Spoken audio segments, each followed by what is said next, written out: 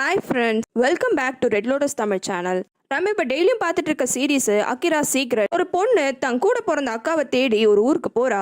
கடைசியில் அவளோட அக்கா இறந்து போயிருக்கான்ற விஷயம் அவளுக்கு தெரியுது. அவளோட அக்காவை கொலை பண்ணது யாரு, அவளோட அக்காவோட உண்மையான ஃபேமிலி அங்க இருக்காங்களான்னு எல்லா விஷயத்தையும் கண்டுபிடிக்கிறா. இந்த சீரீஸோட முன்னாடி எபிசோட்லாம் முன்னாடியே போஸ்ட் பண்ணியிருக்கேன். ஒருவேளை நீங்க பார்க்கலனா அந்த வீடியோஸோட லிங்க் கமெண்ட்ல தரேன். வாங்க அடுத்த வீடியோக்குள்ள போகலாம். ஹன்சு பின்னாடி வந்து லேடி பாய் ஹன்சுவை அடிச்சிடறான். ஆனால் ஹன்சு அங்கேயே மயக்க போட்டு விழுந்துடுறா. கொஞ்ச நேரம் அப்புறமா சுனினுக்கு வரா. வந்தவங்களும் கொஞ்சம் சுத்தி முத்தி என்ன இருக்குன்னு கவனிக்கிறா. பார்த்தா அவளோட கையில ஒரு ஐவி ட்ரிப் இருக்கு. அதை பார்த்த உடனே பயப்பட்டு கத்த ஆரம்பிக்கிறா. ஆனா அப்புறம் தான் கவனிக்கிறா, அவ கைய கூட கட்டி போட்டிருக்காங்க சேரோட. அந்த சேரும் கிரவுண்டு கூட அட்டாச் ஆயிருக்கு. இவ சத்தம் கேட்டு அந்த லேடி பாய் அங்க வந்துடுறான். வந்தவனும் அந்த ஐவியை அட்ஜஸ்ட் பண்ணிட்டு, நீ கவலைப்படாத, நீ சீக்கிரமா சந்தோஷமா ஆயிடுவ அப்படின்ட்டு சொல்றான். இவன் ஹன்சுவை கொலை பண்ற மாதிரி பேச மாட்டேங்கிறான். ஏதோ ஹன்சுக்கு ஹெல்ப் பண்ற மாதிரி பேசுறான். இதை கவனிச்ச ஹன்சுவும், இதே மாதிரி என்னோட அக்காக்கும் நீ பண்ணியா அப்படின்ட்டு கேக்குறா. என்னோட லைஃப்ல இருக்கிற பெரிய ரிக்ரெட்டே அதுதான். என்னால அவளை சந்தோஷப்படுத்த முடியல. அவ அதுக்குள்ள இறந்து போயிட்டா. நான் மட்டும் இப்படிலாம் பண்றேன்னு அவளுக்கு தெரிஞ்சிருந்தா கண்டிப்பா ஹைஜின் எவ்வளவு நல்ல பொண்ணா உட்காந்துருப்பா தெரியுமா அப்படின்ட்டு சொல்றான். அதுக்கப்புறமா ஹன்ஸோட வாயை சுத்தி துணியெல்லாம் கட்டிடுறான். ஹன்சுவும் எப்படின்னா போராடலாம் ட்ரை பண்றா. ஆனா அந்த ஐவி ட்ரிப் அவ உடம்புக்குள்ள போக போக அந்த ட்ரக்கோட எஃபெக்ட் வந்துருது. அவளால சுத்தமா முடியல. அந்த நேரம் பார்த்து லேடி பாய்க்கு ஒரு ஃபோன் கால் வந்தோடனே அவனும் அங்கிருந்து கிளம்பிடுறான். சுத்தமா சொன்னமே இல்லாம ஹன்சுவும் ரொம்ப வீக் ஆயிடுறா. இன்னொரு பக்கம் பார்க்குக்கும் ஹெட் ஆபீசருக்கும் இந்த லேடி பாய் மேல டவுட் வந்துருது. அவங்களுக்கு மட்டும் இல்ல, அந்த டிடெக்டிவ் டீமுக்கும் யார் சீரியல் கில்லர்னு ஃபிங்கர் பிரிண்ட் மேட்சிங் பண்ணிருப்பாங்க. அதுலயும் லேடி பாயோட பேர் தான் வந்திருக்கும். யூனா நைட்டு தூக்கத்துல இருந்து ஏந்துக்கிறா. அப்ப திடீர்னு பார்த்தா அவ பக்கத்துல ஹன்சு படுத்துட்டு இருக்கா. என்ன ஹன்சு இங்க இருக்கா, அப்ப ஹன்சு இறந்து போயிட்டாலான்னு யூனா பயப்படுறா. அப்ப திடீர்னு அந்த இடத்துக்கு ஹைஜின் வந்து யூனாவோட கண்ணை மூடிடுறா. யூனாக்கு என்ன நடக்குதுன்னு சுத்தமா புரியல. ஆனா ஹன்சுவை பார்த்து ஹைஜினும், ஹன்சு ஏந்திரு அப்படின்ட்டு சொல்றா. இப்படி சொன்ன அடுத்த செகண்ட் இந்த லேடி பாயோட லேபரட்டரியில மயங்கிட்டு இருந்த ஹன்சுவும் டக்குன்னு ஏந்துடுறா. இவ்வளவு நேரம் வீக்கா இருந்தவளுக்கு திடீர்னு சக்தி வந்த மாதிரி ஆயிடுது. எப்படின்னா இங்க இருந்து நம்ம தப்பிக்கணும்னு ரொம்பவே ட்ரை பண்றா. அந்த சேரோட நட்டுலாம் கூட லூஸ் ஆயிடுது. அப்படி இப்படின்னு பண்ணி எப்படியோ ட்ரை பண்றா. வீட்டுக்கு பார்க்கும் ஹெட் ஆஃபீஸரும் வந்துடுறாங்க. வீட்டுக்குள்ளதான் லேடி பாய் இருக்கானோன்னு அங்க இங்க பாக்குறாங்க. அப்பதான் அவங்களுக்கு ஏதோ ஒரு சத்தம் கேக்குது. இந்த ரூம்குள்ளதான் ஒரு வேளை அவன் இருப்பானோன்னு இவங்களும் வந்து பாக்குறாங்க. ஆனா அதுக்கப்புறமா தான் அவங்களுக்கு தெரியுது அது ஒரு சீக்ரெட் லேப், அதுவும் கீழே இருக்கு. ஹன்சு மாட்டிருக்கான்னு. இந்த லேடி பாய் யாரை மீட் பண்ண போயிருப்பானா, அந்த மில் ஓனர் தான். அந்த மில் ஓனரும் ஃபைனலா அவருக்கும் ஹைஜனுக்கும் என்ன ரிலேஷன்ஷிப்னு சொல்ல ரெடி ஆகுறாரு. ஆனா ஆல்ரெடி இந்த லேடி பாய்க்கு தெரிஞ்சிருக்கும் போல இருக்கு.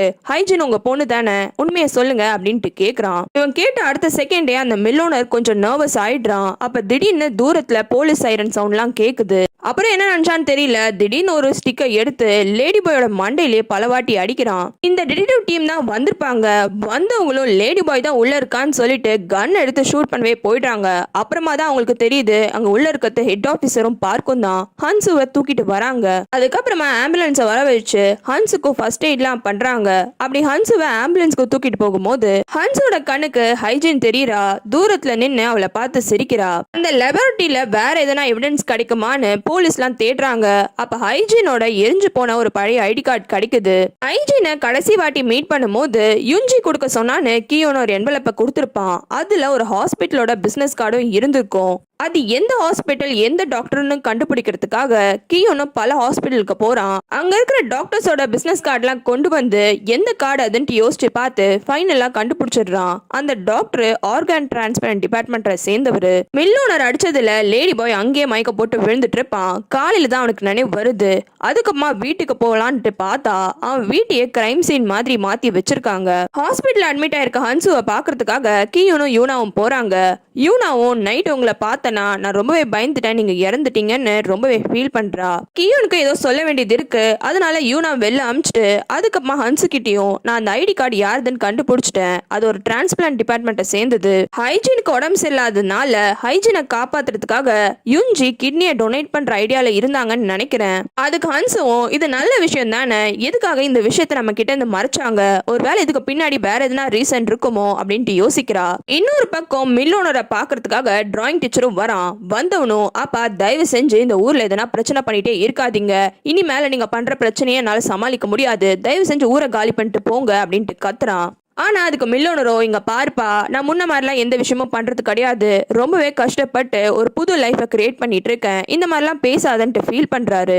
ஆனா டிராயிங் டீச்சருக்கு கோவம் வந்ததுக்கான காரணமே, அன்னைக்கு காயிங்க மழையில மயக்க போட்டு விழுந்துட்டா, அவளை நீங்க தானே வீட்டுக்கு கூட்டு வந்து வச்சிருந்தீங்க, சொல்லுங்க உங்களுக்கு அவ மேல எந்த தப்பான இன்டென்ஷனுமே வரலையா அப்படின்ட்டு கேக்குறான். இந்த மில்லோனரும் அன்னைக்கு நைட்டு நடந்த விஷயத்தை யோசிச்சு பாக்குறான். அவனுக்கு ஃபர்ஸ்ட் காயிங் மேல ஒரு டெம்டேஷன் வந்திருக்கும், ஆனா அவனை கண்ட்ரோல் பண்ணிட்டு வேற ஏதோ வேலை பார்க்க போயிட்டு இருப்பான். ஆனா இந்த விஷயம் எதையுமே டிராயிங் டீச்சர்ட்ட சொல்லாம, அப்பெல்லாம் ஏன்பா பேசுற அப்படின்ட்டு சமாளிக்கிறான். என்னதான் மில்லோனோட சொன்னாலும் மில்லோனரோட பையனுக்கு அவரை பத்தி தெரியாதா, அதனால உங்களுக்கு ஃபைனலா ஒரு வார்னிங் தரேன், நீங்களா ஊரை காலி பண்ணிட்டு போகலனா நான் போலீஸ்ல கம்ப்ளைண்ட் பண்ணிடுவேன் அப்படின்ட்டு மிரட்டுறான். உடனே அதுக்கு மில்லோனரும், இங்க பாருப்பா, என்ன பத்தி நீ நினைக்காத, உன் தங்கச்சி என்ன பண்ணா, அவளுக்கு என்ன மாதிரி ஒரு பேரு கிடைக்கும், தயவு செஞ்சு எங்களோட லைஃபை இப்படியே விட்டுரு, நாங்க மட்டும் வாழ்ந்துட்டு போயிடுறோம் அப்படின்ட்டு சொல்றான். ஊர்ல இருக்க எல்லா போலீஸ் ஆபீசர்ஸும் லேடி பாய் கேஸ்ல பிஸியா இருக்கிறதுனால ஹெட் ஆபீசருக்கு திரும்பியும் அவரோட வேலை கிடைச்சிடுது. முதல் வேலையா அவரும் பார்க்கும் சேர்ந்து ஹன்சு கிட்ட ஹாஸ்பிட்டல்ல போய் விசாரிக்கிறாங்க. அப்ப ஹன்சுவும் லேடி பாய் நேத்திக்கு பேசும்போது அவன் இன்னொருத்தவங்களை கொலை பண்ற மாதிரியே பேசல, அவன் அப்படி பண்றதுனால அவங்க சந்தோஷமா இருக்காங்கன்னு அவன் நினைக்கிறான். ஹைஜீனை கொலை பண்ணது லேடி பாயா இருக்குமோன்னு கூட ஒரு விசாரணை போயிட்டு இருக்குன்னு பார்க் சொல்றான். ஆனா ஹன்சுக்கோ லேடி பாய் சொன்ன விஷயம் ஞாபகத்துக்கு வருது. நான் அவளை ஹாப்பியா வச்சுக்க ட்ரை பண்ணேன், ஆனா அவ அதுக்கு முன்னாடி இறந்து போயிட்டான்னு. ஹன்சு பார்க்கு கிட்ட சொன்ன உடனே பார்க்கும் இது விஷயமா டிடெக்டிவ் போய் சொல்றான். ஆனா டிடெக்டிவோ இந்த விஷயத்த நம்ப மாட்டிக்கிறாரு. பார்க்கும் இல்ல அவனையும் வாயால சொல்லிருக்கானேன்னு கன்வின்ஸ் பண்ண ட்ரை பண்றான். அதுக்கு டிடெக்டிவோ, இங்க பாரு, லேடி பாய் ஹைஜீனை ஸ்டாக் பண்ணா, சோ அவனை ஸ்டாக்கர்ன்னு சொல்லலாம், ஆனா என்ன அவனை கொலைகாரன்னு சொல்ல முடியாதா, எது வேணாலும் பாசிபிள், ஒருவேளை அவன் ஹைஜீனை வேற விதமா கொலை பண்ணிருக்கலாம்ல, அதுக்கப்புறமா மத்த எல்லா பொண்ணுங்களையும் வேற விதமா கொலை பண்ண ஸ்டார்ட் பண்ணிருக்கலாம், என்ன வேணா தேடி இருக்கலாம், ஆனால் அதுக்குள்ள நம்ம இவன் கொலைகாரன் கிடையாதுன்னு கன்க்ளூஷனுக்கு வர முடியாது. யுஞ்சி அவளோட ஹஸ்பண்ட் அசம்பிளிமேனுக்கு சாப்பாடு கொண்டு வந்த மாதிரி அவன் கிட்ட ஐஸ் வச்சு பேசுறா. ஆனா அவனுக்கோ எப்படி நான் இவளை இங்க இருந்து துரத்தினும் தான் மைண்ட்ல இருக்கான். அதை புரிஞ்சுக்கிட்ட யுஞ்சியும், இங்க பாருங்க, நீங்க வேற எலெக்ஷனுக்கு நிக்க போறீங்க, அந்த டைம்ல நான் பிரெக்னெண்டா இருப்பேன், இது ஒரு நல்ல பிஆர் ஆப்பர்ச்சுனிட்டியில எதுக்காக என்ன துரத்தத்திலே இருக்கீங்கன்ட்டு கேக்குறா. ஆனா அசம்பிளி மேன் அவன் எடுத்த முடிவுல பின் வாங்குற மாதிரியே இல்ல. என்ன நீ மேனிபுலேட் பண்ணதெல்லாம் போதும், இனிமேல்லாம் எனக்கு இந்த பதவியும் தேவையில்லை, நீயும் தேவையில்லை, இந்த எலெக்ஷன்ல நான் நின்னா தானே உன்னை யூஸ் பண்ணி பிஆர் ஆப்பர்ச்சுனிட்டிலாம் வச்சுக்கிறதுக்கு, நான் எலெக்ஷன்லேயே நிக்கிற ஐடியால கிடையாது, நீ என்னோட லைஃபை விட்டு முதல்ல போ அப்படின்ட்டு சொல்றான். கியூன்னு அவனோட ஆண்டியை மீட் பண்ணி யுஞ்சி ஹைஜனுக்காக கிட்னி டொனேட் பண்றதுக்கு ரெடியா இருந்தாங்களா, இந்த விஷயத்த பத்தி உங்களுக்கு என்ன ஐடியா இருக்கான்ட்டு கேக்குறான். அது கூடவே ஏன் ஹைஜின் யுஞ்சி கிட்ட மட்டும் கிட்னி டொனேஷன் பத்தி கேட்டிருக்கா, நீங்களும் அவளோட சிஸ்டர் தானே, உங்ககிட்ட கேட்டிருக்கலாமே அப்படின்ட்டு கேக்குறான். ஆனா மெடிக்கல் ஷாப் லேடியோ, எனக்கு அதை பத்தி சரியா ஐடியா இல்ல, ஒருவேளை எங்க ரெண்டு பேருக்கும் ஒரே பிளட் குரூப் இல்லாம இருக்கலாம், மத்தபடி நானும் ஹைஜனும் ஒரே மாதிரி தான், எங்க ரெண்டு பேருக்குமே அக்கா யுஞ்சி, எங்க அம்மாக்கு யுஞ்சியை தான் ரொம்பவே பிடிக்கும், நாங்க ரெண்டு பேருமே அம்மா பாசத்துக்காக ரொம்பவே ஏங்கிட்டு தான் இருக்கோம், அம்மா எப்பவுமே யுஞ்சியை மட்டும் தன்னோட பொண்ணா கன்சிடர் பண்றத பார்த்து எங்க ரெண்டு பேருக்குமே அது விஷயமா ஒரு சின்ன பொறாமை இருக்கதான் செய்துன்ட்டு ஃபீல் பண்றா. அந்த ரிசர்ச்சர் லேடி ஹன்சுவை கூப்பிடுறாங்க. ஹன்சு அதனால போயிட்டு அவங்கள மீட் பண்றா. எதுக்காக அந்த லேடி கூப்பிட்டுருப்பாங்கன்னா, அந்த வயசான பேஷண்ட்டை பத்தி டீட்டெயில்ஸ் நீ கேட்டல, நான் அரசியல் புரசலா சில விஷயம் எல்லாம் கேள்விப்பட்டேன், ஆனா அபிஷியல் டீட்டெயில்ஸான்னு எனக்கு தெரியாது, அந்த ஆளுக்கு அப்படி ஒரு டிசீஸ் இருக்கிற விஷயமே அவனுக்கு 40 வயசுக்கு மேல தான் தெரிஞ்சிருக்கு, அவனுக்கு 7 வயசுல ஒரு பொண்ணு இருக்கா, இது ஹெரிடிட்ரி டிசீஸ்ன்றதுனால அந்த பொண்ணுக்கு ஒரு வருஷமும் அந்த டிசீஸ்க்கான எதனா சைன் இருக்கான்னு செக்அப்லாம் பண்றாங்க. இந்த டீடைல்ஸ் மட்டும் தான் என்னால உனக்கு தர முடியும் அப்படின்ட்டு சொல்றா. இந்த டீடைல்ஸ் எல்லாம் கேட்டோடனே ஹன்சுக்கு அந்த மில்லோனர் ஃபேமிலி மேல தான் டவுட் வருது. இது எல்லாத்தையுமே யோசிச்சுட்டு அவளும் வீட்டுக்கு போறா. நைட் டைம் ஆயிடுது. ஊர் ஃபுல்லாவே ஒரே போலீஸ் கார் தான் பேட்ரோல் பண்ணிட்டு இருக்கு. இப்படி ஊரே பரபரப்பா இருக்கிறதுக்கான காரணம் லேடி பாய் இன்னும் மாட்டல. அப்ப ஹன்சும் அப்படி நடந்து போயிட்டு இருக்கா. அப்ப திடீர்னு யாரோ ஹன்சுவை பிடிச்சி இழுக்கிறாங்க. யாருன்னு பார்த்தா லேடி பாய் தான். நீ ப்ராமிஸ் பண்ணு கத்த மாட்டேன்னு, அப்பதான் உன்னை விடுவேன் அப்படின்ட்டு சொல்றான். இந்த லேடி பாய்க்கு நம்ம இவ்வளவு தப்பு பண்ணியிருக்கோம், நம்மளதான் போலீஸ் தேடுறாங்கன்னு கொஞ்சம் கூட கில்ட்டியே இல்ல. ஹைஜீனை பத்தி இன்ஃபர்மேஷன் சொல்றதுக்காக தான் வந்தேன், உனக்கு தெரிஞ்சுக்கணுமா அப்படின்ட்டு கேக்குறான். ஹன்சும் தெரிஞ்சுக்கணும்னு சொன்னோன்னே ஹன்சுவை கூட்டிட்டு அவளோட வீட்டுக்கே போயிடுறான். என்ன இன்ஃபர்மேஷன் ஹன்சுவும் அப்ப கேக்குறா. நேத்திக்கு நைட்டு அந்த மில்லோனரை மீட் பண்றதுக்காக தான் நான் போனேன், அவன் கிட்ட ஹைஜீனை என்ன பண்ணன்ட்டு கொஞ்சம் மிரட்டி கேட்டேன், உடனே ஒரு கட்டையை எடுத்து என்னை தலையிலேயே அடிச்சுட்டு போயிட்டான், அதனால நான் மயக்க போட்டு விழுந்துட்டேன். அவனுக்கு பாஸ்ட்ல பல ரெக்கார்ட்ஸ் இருக்கு, ஆனா அவன் கிட்ட இருக்க ஒரே ஒரு நல்ல விஷயம், அவன் பொய்யே சொல்ல மாட்டான். நானும் அவன் கிட்ட கொஞ்சம் மிரட்டி கேட்டேன், ஹைஜினை கொலை பண்ணியான்னு. அவன் கொலை பண்ணலன்னு சொன்னான். ஆனா அவளோட பொண்டாட்டி மேல்தான் எனக்கு டவுட்டு, அவ பொய் சொல்வா. அதை கூட நான் எப்படி கண்டுபிடிச்சேன்னா, ஹைஜின் எப்போ காணாம போனாலோ அப்போ அந்த டைம் அவள் இந்த ஊரில் தான் இருந்தா. ஆனால் இப்போ கேட்கும் போது நான் ஊரில் இல்லைன்ட்டு போய் சொல்கிறா. நீ அன்னைக்கு கேட்டல எதுக்காக ஹைஜின் இங்கே வந்து நிற்கிறான்னு. ஹைஜின் அப்படி அந்த ஃபீல்டில் வந்து நிற்கிறதுக்கான காரணம் அந்த மில் ஓனரை பார்க்கறதுக்காக தான் அப்படின்ட்டு சொல்கிறான். ஆனால் ஹன்சுவோ இல்லை, எனக்கு ஓ மேல் தான் டவுட்டாக இருக்கு, நீ தான் ஹைஜினை கொலை பண்ணியிருக்கணும். காரணம் அவளோட திங்ஸ் எல்லாமே உன்னோட லெபார்ட்டரியிலேருந்து போலீஸ் எடுத்திருக்காங்கன்ட்டு சொல்கிறா. ஆனால் அதுக்கு லேடி பாய், அந்த விஷயம் எல்லாமே நான் ஃபாரஸ்ட்லேருந்து எடுத்தேன், நான்லாம் அதெல்லாம் பண்ணவே இல்லை.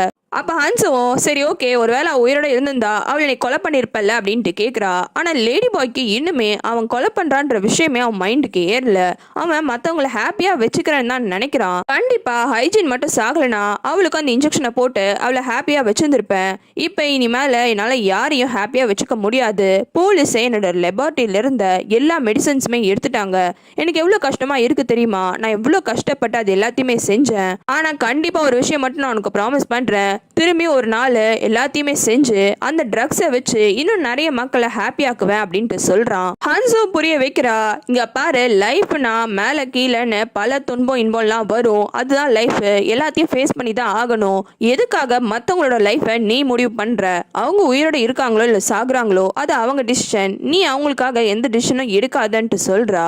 இப்பெல்லாம் ஹன்சு பேசின உடனே கோமா கையை எடுத்துட்டு பாரான். ஆனா கிட்ட வந்தோடனே அவ தலையை கோதி விட்டு நல்லா தான் நீயும் பேசுற அப்படின்ட்டு பாராட்டுறான். அதுக்கப்புறமா அவன் கிளம்பிடுறான். ஹன்ஸும் டக்குன்னு போலீஸ்க்கு கால் பண்ணி சொல்லிடுறா. உடனே மொத்த ஏரியா சுத்தி அவன் எங்க இருக்கான்ட்டு தேடுன்னு தேடுறாங்க. அவன் ஒரு இருட்டுல தான் மறைஞ்சிட்டு இருக்கான். அந்த டிடெக்டிவும் அவனை கண்டுபிடிச்சிடுறான். கிட்ட போகும்போது திடீர்னு அந்த லேடி பாய் அங்க இருந்து காணாம போயிடுறான். அவனும் ஜஸ்ட் மிஸ்ல விட்டுடுறான். ஹன்ஸுவை இப்படி வீட்டுக்கே வந்து லேடி பாய் மீட் பண்ணி பேசின உடனே பார்க்கும் ஹெட் ஆஃபீஸரும் இங்க பாருமா, உனக்கு போலீஸ் ப்ரொடெக்ஷன் தேவை, நாங்க எங்க போலீஸை நிக்க வைக்கிறோம்ட்டு சொல்றாங்க. ஆனா ஹன்ஸுவோ இல்ல, லேடி பாயால மத்தவங்களுக்கு எந்த பிரச்சனையும் வராது, அவன்கிட்ட ட்ரக்ஸே கிடையாது, ட்ரக்ஸ் கையில கிடைச்சினாதான் மத்தவங்களை எதனா பண்ணுவான், அதனால நீங்க கவலைப்படாதீங்க அப்படின்ட்டு சொல்லிடுறா. ஹன்சோ அடுத்த நாள் காலையிலேயே அந்த லம்பர் மில்க்கு போயிட்டு அங்க அந்த மில் ஓனரோட பொண்ணை தான் பாக்குறா. அந்த பொண்ணுகிட்டயும் கொஞ்ச நேரம் பேசிட்டு இருக்கா. அப்ப கரெக்டா அந்த மில் ஓனரும் வந்துடுறான். வந்த உடனேயே எதுக்காக காய்ங்க கிட்னாப் பண்ணீங்க? ஆனா மில் ஓனரு அவ ஃபாரஸ்ட்ல கிடைச்சா நான் உன்னை கிட்னாப்லாம் பண்ணலன்ட்டு சொல்றான். ஹன்ஸுக்கு அவன் மேல சம கோவம் இருக்கு, அதனால மிரட்டிட்டு போயிடுறா. இங்க பாருங்க, 2 வருஷத்துக்கு முன்னாடி நீங்க கவர் பண்ண மாதிரிலாம் இப்ப எதையும் கவர் பண்ண முடியாது, என் அக்காவால பண்ண முடியாத விஷயத்த கூட நான் பண்ணுவேன். ஹன்ஸும் கோமா கிளம்பிடுறா. கரெக்டா அந்த நேரம் பார்த்து மில்லனோட ஒய்ஃபும் வரா. வந்தவங்களுக்கும் டக்குன்னு பயம் வந்துருது. ஒருவேளை ஹன்ஸுக்கு எல்லா விஷயமும் தெரியுமான்னு. இவங்க என்ன பண்ணாங்கன்னு தெரியல, ஆனா ஒரு பயத்தோடய இருக்காங்க. ஹாஸ்பிட்டல்ல காய்ங்கோட நிலைமை ரொம்பவே மோசமாயிடுது. அவ கிட்னிஸ் எல்லாமே ஃபெயில் ஆனதுனால கண்டிப்பா டிரான்ஸ்பிளான்ட் பண்ணி ஆகணும்னு சொல்றாங்க. அப்ப டிராயிங் டீச்சரும் என்னோட கிட்னியும் காய்ங்கோட கிட்னியும் மேட்ச் ஆகுது, நான் தர ரெடியா இருக்கேன் அப்படின்ட்டு சொல்றான். காய்ங்கோட அம்மாக்கு இவங்க 2 பேருக்கும் நடுவில் இருக்க ரிலேஷன்ஷிப் தெரியாது, அதனால ரொம்ப தேங்க்ஸ் டீச்சர், நீங்க எப்படியோ வந்து ஹெல்ப் பண்ணிட்டீங்க கடவுள் மாதிரின்ட்டு பாராட்டுறா. ஆனா ஹன்சுவோ இவன் இப்படி சொன்ன உடனே அவ டாட்ஸ் எல்லாத்தையுமே கனெக்ட் பண்ணி கண்டுபிடிச்சிடுறா. இந்த டிராயிங் டீச்சரு அந்த மில்லனோட பையன் தான், அப்படின்னா இவங்க எல்லாருக்குமே இவன் ஹாஃப் பிரதரு. அதனால டிராயிங் டீச்சரை மீட் பண்ணி உண்மையை சொல்லு, நீ தானே காயிங்க்கு ஹைஜினுக்கு அப்புறமா அந்த குட்டி பொண்ணுக்கு எல்லாருக்குமே ஹாஃப் பிரதரு. உன்னோட அப்பா இத்தனை வருஷமா இவ்வளவு தப்பு பண்ணியிருந்திருக்காரு, ஆனா ஒரு வாட்டி கூட நீ உங்க அப்பாவை மிரட்டி கேட்காம இருந்திருக்க. அதுக்கு டிராயிங் டீச்சரோ உண்மையை புரிஞ்சுக்கோ, நான் என்னோட பாட்டி கிட்ட வளர்ந்தேன், எங்க அப்பாவோட கான்டாக்டே எனக்கு சுத்தமா கிடையாது, எனக்கு இந்த எல்லா விஷயமே ஹைஜீன் சொல்லும் போது தான் தெரிஞ்சது. சரி, உண்மை தெரிஞ்சதுல எத்தனை நாளைக்கு இந்த உண்மை எல்லாத்தையுமே மறைச்சு வைக்க போற அப்படின்ட்டு கேக்குறா. அதுக்கு டிராயிங் டீச்சரோ உண்மை எல்லாத்தையுமே கண்டுபிடிக்கிறது ஈஸி, அது வெளில சொல்றது எவ்வளவு கஷ்டம் தெரியுமா, உனக்கு அந்த சுச்சுவேஷன் வந்தா தான் புரியும் அப்படின்ட்டு திருப்பி பதில் கொடுத்துட்றான். இன்னொரு பக்கம் அசம்பிளி மேனு கியூனை மீட் பண்ணி நான் யுஞ்சியை டைவர்ஸ் பண்ண போறேன்ற விஷயத்த சொல்றான். ஆனா அப்பவும் கியூனு யுஞ்சி பக்கமா தான் நிக்கிறான்.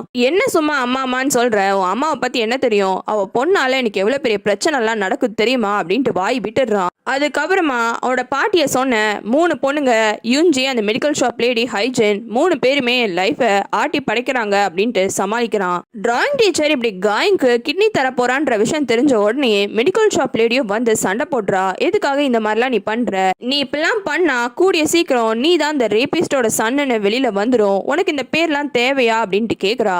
ஹன்ஸுக்கு இந்த உண்மை தெரியும். அவ கூடிய சீக்கிரம் இந்த உண்மையை வெளியில கொண்டு வந்துருவா. அப்ப நீ என்ன பண்ணுவ? உனக்கு நான் ஒரு ரேபிஸ்டோட சன்னுன்ற விஷயம் பிரச்சனையா இருந்தா நான் இப்ப கூட பிரேக்கப் பண்ணிக்கலாம் அப்படின்ட்டு சொல்றான். இதை கேட்டோம்ல மெடிக்கல் ஷாப் லேடிக்கு தூக்கி வாரி போட்டுருது. உனக்கு உண்மையாலுமே ஹைஜினோட அம்மா யாருன்னு தெரியுமா அப்படின்ட்டு ஒரு கேள்வியை கேட்குறா.